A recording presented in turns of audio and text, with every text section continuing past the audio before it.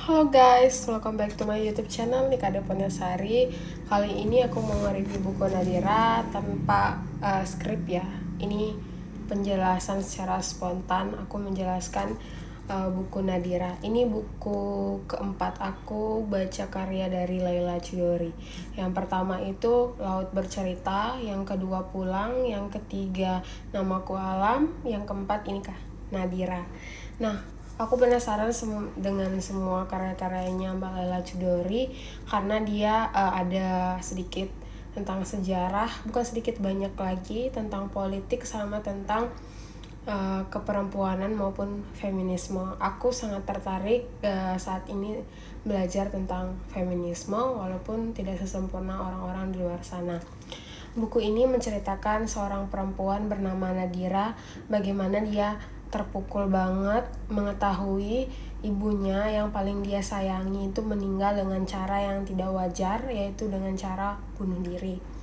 Nah, Nadira ini mengalami kehidupan yang gelap sekali ketika ibunya meninggal, sampai dia tidak tahu siapa yang peduli dengannya dan siapa yang hanya sekedar peduli dengannya.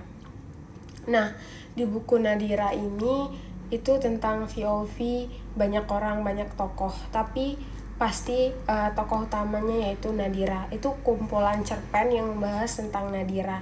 Nah, yang paling aku soroti, dia ini Nadira punya kakak laki-laki. Nah, kakak laki-lakinya ini bakal menikah dengan seorang perempuan. Nah, seorang perempuan itu dia menunda sekolahnya demi menikah. Nah, ada kutipan dari Bu Laila Chudori bilang, bagaimana feminisme negara kita bakal maju kalau pernikahan itu bisa meninggalkan sekolah gitu.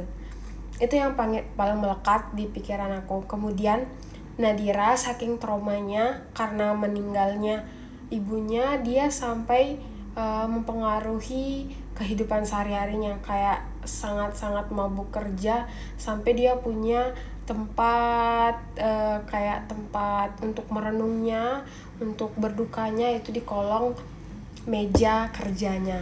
Nah, ada satu laki-laki yang sangat peduli sama dia, tapi dia nggak sadar kalau dia juga mulai jatuh cinta dengan laki-laki tersebut. Namun naasnya dari POV cerpen ini, Nadira jatuh cinta sama laki-laki yang baru dia ketemu dan bikin dia bahagia sesaat. Tapi dia tidak mengira ada laki-laki yang begitu peduli dengannya. Sampai laki-laki itu merelakan Nadira dengan pilihannya. Dan akhir ceritanya ini sangat seru guys, dan bikin kalian juga menangis bagaimana orang menghadapi duka gitu seumur hidup, apalagi seorang ibu yang meninggalkan anaknya.